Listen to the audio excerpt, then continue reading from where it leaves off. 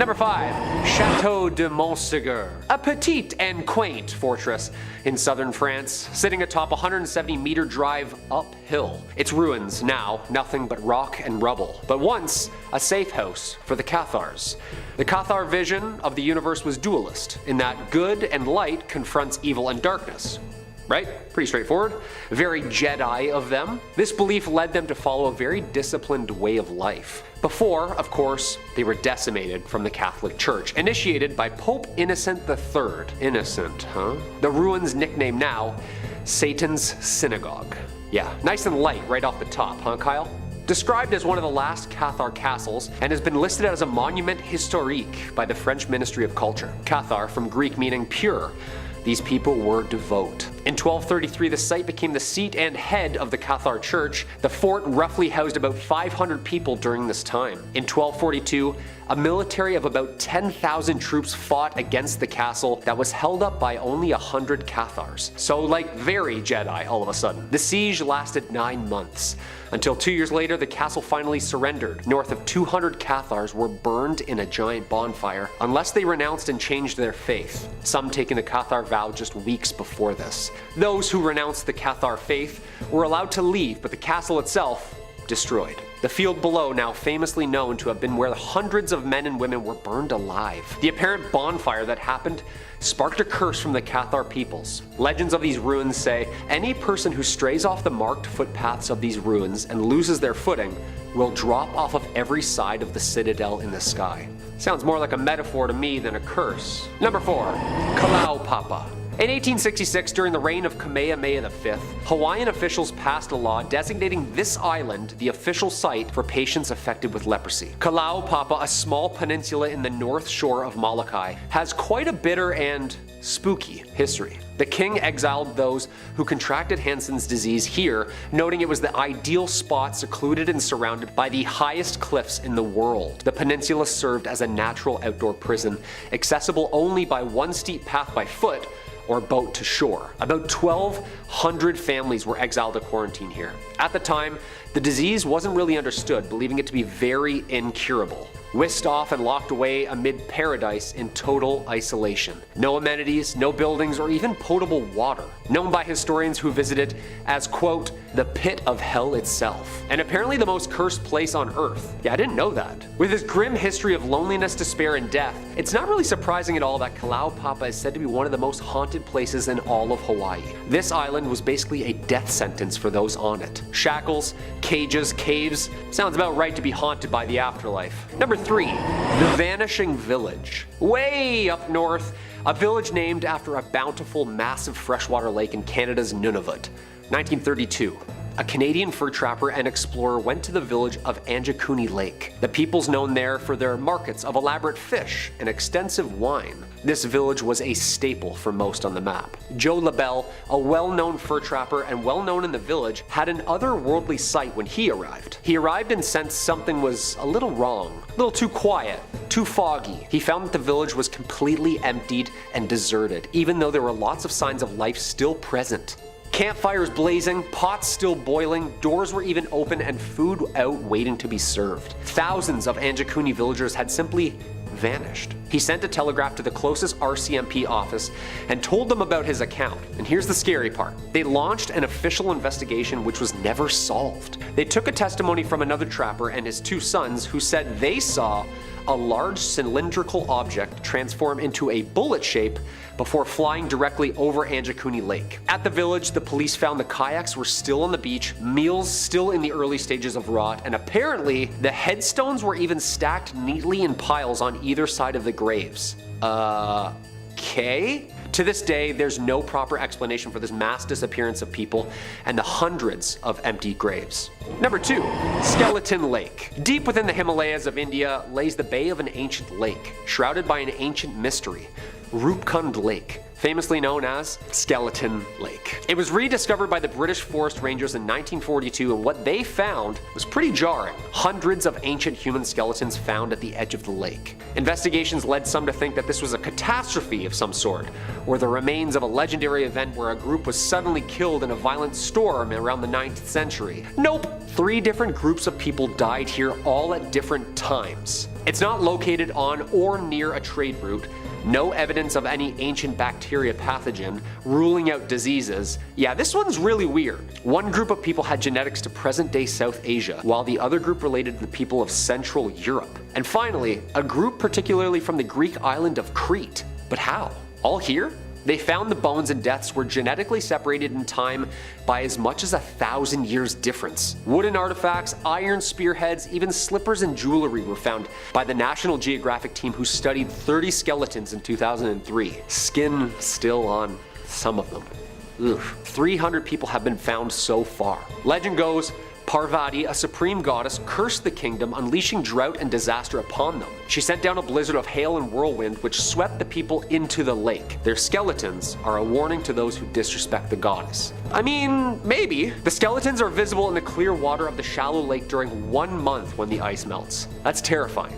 I'm gonna chicken out right now and just never visit this place. Just show up and get Jack Skellingtoned? Are you kidding me? No way, dude. And number 1, the City of Screams. Top of my relaxing trip list, Golgotha City, Afghanistan. Peaceful once as it was the capital of the Ghorid people, until Genghis Khan and the Mongol Empire seized it in about the 12th century. Apparently legend goes its ruler, Jalaluddin Mangburnu, fought back and apparently killed Khan's grandson in battle. Yeah, probably not a good idea. In 1221, Khan sent his 15-year-old Mudu Khan here to claim and siege, who in turn was shot and killed with an arrow, precipitating the siege of Bamyan. At first, the city held strong, but was apparently sold out by the ruler's daughter, who, according to legend, betrayed the castle's secret entrance, sharing and consorting with the enemy. Expecting to be rewarded, her and her people were unfortunately slaughtered, and the ruins cursed, of course. The Russians, the Taliban, and the Americans have all used these ruins as fighting posts over the years, as this place hasn't been lived in since. But through them is apparently very haunted, the ruins subject to those who still hear the screams of the fallen. Yeah.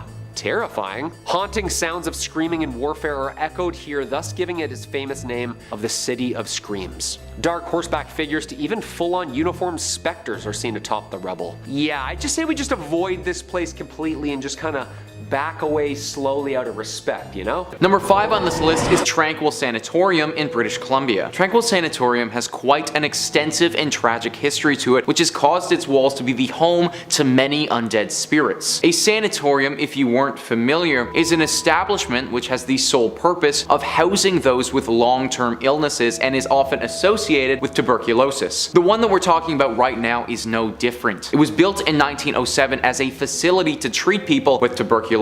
However, it didn't stay like this for very long. The purpose of the facility eventually changed to become an insane asylum. It acted as this mental institute for a while until finally becoming abandoned in the late 1980s. Due to its deep history with death, disease, mental illness, it's no wonder that the Tranquil Sanatorium is now deeply haunted. The layout of this facility screams something out of a Stephen King book. It has several buildings that are connected by poorly lit underground tunnels. The building itself looks all too eerie from the outside as well, with dirty cream colored walls that have seen far better days as rot and mold slowly devour them. Visitors of this place report feeling extremely uneasy. A common note for most people that visit is the presence of orbs, strange balls of light that flutter throughout the building and then disappear. Some people have reported seeing a ghostly apparition on the 6th floor. This ghost takes the form of a woman not older than 30. She appears to be crying and screaming. The tunnels are said to be particularly haunted. People have reported screams coming from nowhere, flashes of movement, menacing and animalistic groans that make you feel as if somebody is right behind you. Children can also be heard playing every now and again in some of the more open areas of the building. Clearly, this place's dark history has impacted it greatly, and just because physical humans decided to abandon it in the 80s doesn't mean that it was truly abandoned for good. Number 4 on this list is the Firkins House. The Firkins House is part of Fort Edmonton Park, which, you guessed it, is located in Edmonton, Alberta. Fort Edmonton Park is a little tourist attraction that has buildings from 1885, 1905, and 1920 to represent the homes of the time. One of the houses is the Firkins House. This home is interesting because during my research, I couldn't find any particular evidence of wrongdoings or tragic events at this home. In fact, for the most part, it seems like a pretty normal house. People have lived there before and no harm has befell them, but it seems that after they moved out and the home was donated, that's when things started to go a little bit haywire. There are reportedly 3 ghosts or demons that haunt this home, each one scarier and more dangerous than the next. The first one is the ghost of a beautiful floating woman who is dressed in all white. People have said that they've spotted her in the windows of the home looking out at them or slowly drifting throughout the living room. The second one is the ghost of a little boy. The boy will appear to certain people looking extremely ill. It is currently unknown if this boy died in and around the area or what disease he is suffering from, but it is said that he resides in the home with the woman in white. The third being is by far the scariest of all 3. A ventriloquist dummy that will appear in the home or in the cupboards. This thing can move all by itself and talk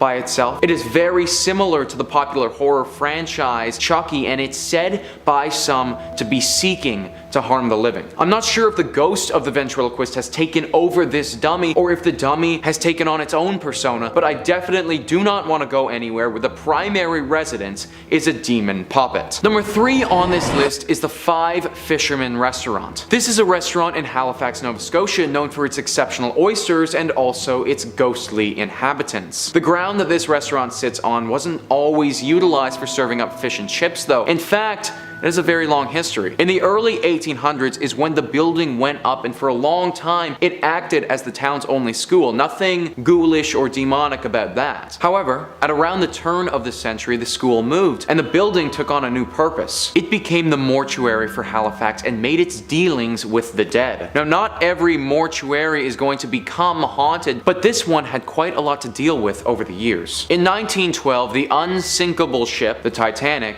sunk. It sunk roughly 640 kilometers off of the eastern shores of Canada, and therefore the closest places to assist with the rescue was these eastern provinces. Halifax acted as the leader in these rescue processes, and because of that, the mortuary had an onslaught of bodies of people whom had died on the ship. 5 years after that tragedy, Halifax incurred one of their own with the massive Halifax explosion. This was where a munitions ship exploded and it killed roughly 2,000 people just like that. This mortuary served as the primary designation for both of these incidents, and due to the unnatural deaths here, it makes sense that some spirits have clung on. Guests and employees alike have reported seeing ghosts all over this mortuary that turned restaurant. One of the dishwashers reported running out of the restaurant when he looked up from what he was doing and was staring directly at a ghost-like specter. The restaurant has attempted to have serious renovations done. However, I don't think that any amount of structural changes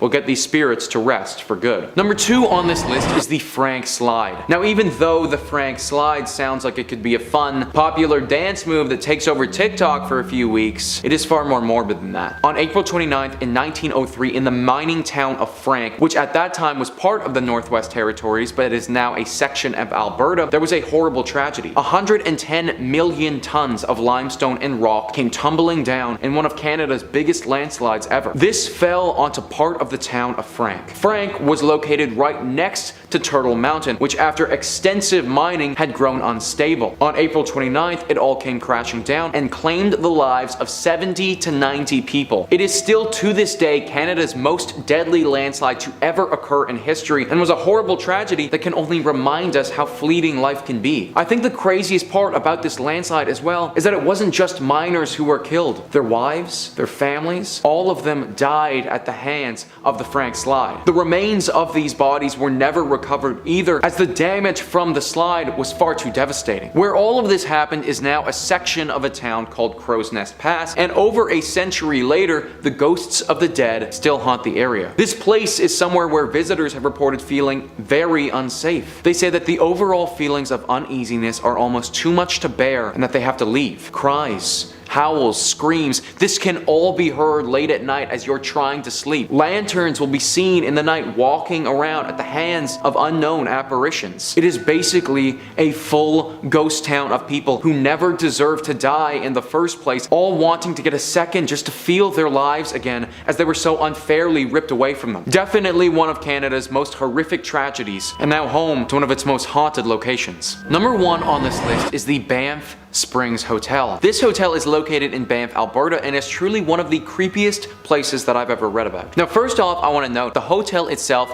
looks gorgeous on the outside. The beautiful nature it is surrounded by is stunning, and the hotel gives me some serious Harry Potter Hogwarts vibes. However, when I say that this place is surrounded by nature, I really mean it. It is totally out on its own, with no other buildings in sight at all. The secluded site has been around for 132 years and has housed its fair share of visitors. Some of these visitors have had some incredible stays. I mean, when you look it up online, the hotel has a 4.7 Google rating, so I mean, it's pretty freaking good. Some of the guests, though, they never checked out. In the 1920s, a couple was set to have their wedding at this hotel. On the day of the ceremony, though, the bride, while she was walking down one of the hotel's beautiful marble staircases, tripped and fell, smacking her head on her descent and dying on the spot. This bride's spirit is one of the most notable sightings people have had when they're staying at this hotel. It's said that they often see a phantom in a wedding dress ascending and descending the stairs very quickly. She's also been seen in the ballroom dancing alone, potentially dreaming of the dance that she wanted so desperately to have with the husband that she never got to marry. In 1975, a longtime bellman of the hotel, Sam, died there. Since then, sightings of Sam have been pretty consistent. One story details how 2 women lost their room key and called the front desk to go and get it. The front desk person sent someone to go and open their room for these ladies. When that person had got there, though, the ladies were already in the room and said that another bellman had let them in. They described Sam to a T when they spoke about the bellman who helped them out. Instances like this have occurred time and time again at the hotel, with many people believing his spirit is still working there. Finally, with this hotel, you have room 873. Room 873 is rumored to be the home of a gruesome murder. One evening, a family was staying there, and the father, for some unknown reason, lost his mind, murdering his family and himself. After completely refurbishing the room, the hotel put it back in service, but now people who have stayed there report hearing the screams and the cries as if they were still dying. If you have to stay at this hotel, definitely avoid room 873. Number 5. Island of the Dolls. The Island of the Dolls is a peculiar small island just off the coast south of Mexico City. The island is covered, well, absolutely blanketed in hanging dolls. Just about everywhere on the small landmass. I probably don't even need to really delve into any of the lore behind this island for you to believe that it's cursed. You can just take a look at it and understand. I mean, it's a secluded, abandoned island inhabited exclusively by dilapidated dolls. What do you need? Don Julian Santana Barrera was a man who had isolated himself from the rest of Mexico City, choosing instead to live alone on this small, meager island. His world would be thrown upside down when he discovered a body laying on the shore one day. Shortly following the discovery, a doll washed up on shore as well, having come in from the channel. This event would change Barrera's life forever. Barrera hung the doll up on the island, believing that this would appease the spirit of the girl and set her free. Well, either it didn't work, or he believed he needed a bit of extra protection, because for the rest of his life, Barrera made it his mission to hang as many dolls as he could across the island, scavenging them from the channel, some from the trash, wherever he could find them, until the island's reputation preceded it, and what was once a small, private residence became the infamous Island of the Dolls. Barrera's story would be cut short in 2001, when his body was discovered in the channel floating, just like the doll all those years ago. But his legacy far from ended there. The island has become a notorious tourist destination, only attainable by a boat out of Mexico City. While most guides are happy to take you, there are some who outright refuse the journey for fear of spirits. It's said that if you are to visit, it's best to bring a doll, to appease whoever could still be living there. Ugh. I kind of ran a tingle down my spine, and that's just number 5. Now, if you want more stories like that, we have them coming every single day, hot and fresh. All you've got to do is subscribe and creep on creeping on. Let's keep going. Number 4.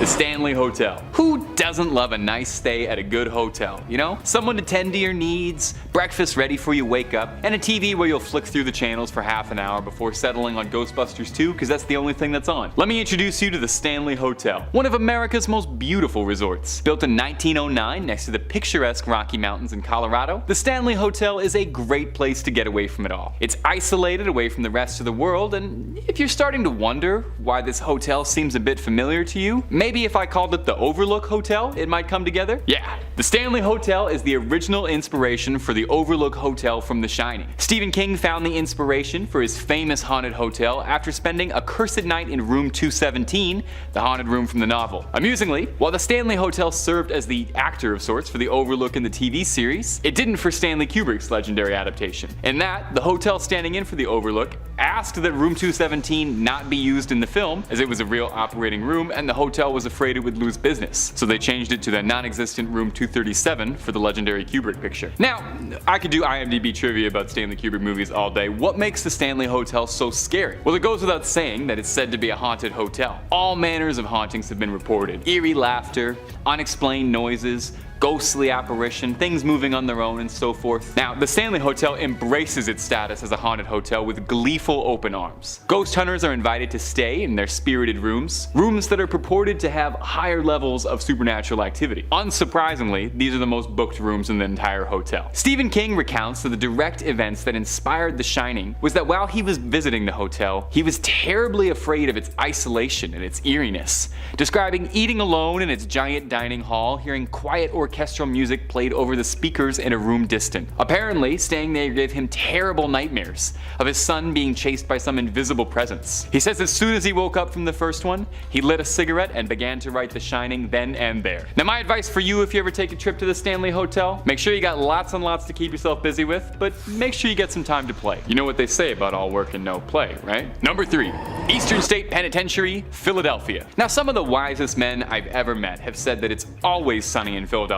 But if you were one of the doomed souls interred into Eastern State Penitentiary, it was anything but. Eastern State wanted to run things a little differently than the standard American prison system, dubbing their system of punishment the Pennsylvania system, or whack and use John's Philly style, depending on who was asking at the time. The Pennsylvania system refers to imposing the prisoners to solitary confinement all the time. Prisoners lived alone, exercised alone, ate alone, and were only ever accompanied by guards. When being escorted anywhere, the guards would put a black hood over inmates. Unsurprisingly, this was not a terribly popular system. It eventually collapsed inward on itself due to overcrowding, and the program was abandoned in 1913, just 5 years after the prison was constructed. Although this didn't really do much to improve conditions for the inmates there, and really just led the prison to come up with new terrible creative methods of inhumane treatment, such as chaining prisoners' tongues to their wrists, or strapping prisoners to chairs for days on end, dousing prisoners in freezing cold water, and putting the worst prisoners into a pit affectionately dubbed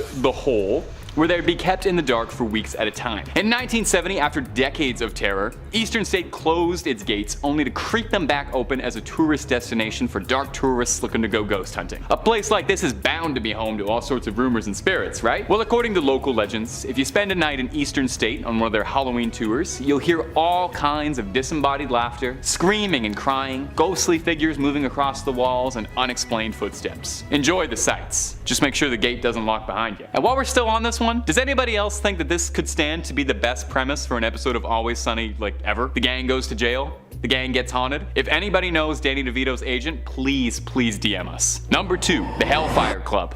Don't get too excited. The party won't be meeting Eddie Munson for a D&D session anytime soon at this Hellfire Club. The Hellfire Club in Dublin, otherwise known as Montpelier Hill, was once home to a hunting lodge in the 17th century, owned by one Richard Parsons, a man obsessed with black magic and the occult. It's said that the Hellfire Club was a club for Satanists, as the leader was referred to as the King of Hell and would dress like the devil himself during meetings. Every meeting of the Hellfire Club, they left one seat open at the table, just in case Lucifer wanted to drop by. Stories go on to say that members of the Hellfire Club participated in all manner of dark and sinister ritual, sacrificing cats, goats, and if the legends are to be believed, even servants of the Hellfire Club themselves were offered. Legend has it that one fateful day, a strange man appeared in the middle of the night and asked if he could join in at the card game that they were playing for the night. As there was always an open seat, they decided to offer it to him. During the game, a player dropped his cards, and when he went underneath the table to retrieve his hand, they saw that the strange man they had invited had hooves in place of feet, and upon rising from the table, the stranger had vanished into a burst of flame. The building was scorched and set ablaze in 1750, with many differing accounts as to what caused the flame. Some say it was the club itself that set the building on fire to give a more intimidating appearance and keep out outsiders. Some say the devil himself did it, and some say it was a duel that ended badly. Whatever the cause, the Hellfire Club relocated their activities sometime in 1760, and the original building is left empty, where it still stands today. You can visit it today, and it's a fairly popular tourist destination for urban explorers and paranormal investigators who want to see if maybe there's any residual black magic in the soil and walls there. Number 1.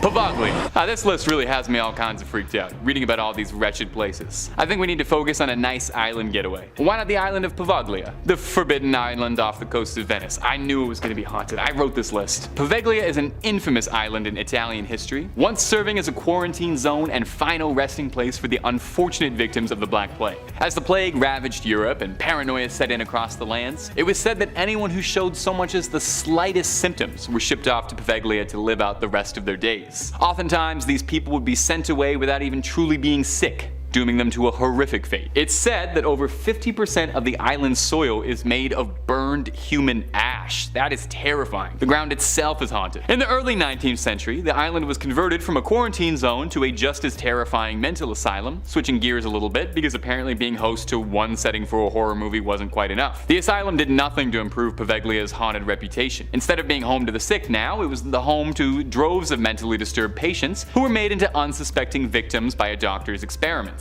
Doctors of the asylum would impose their patients into lobotomies with no concern for sanitation or the victim's safety. The legend has it that the lead doctor at the asylum, who ran these twisted experiments, was so haunted by the spirits of his former patients that it drove him to such madness he cast himself over the tower of the island where his screams can still be heard. It's been said the island is home to countless tortured abandoned souls, still screaming. Now, if for some reason I told you all of that and you're thinking, I really want to visit, first of all, why?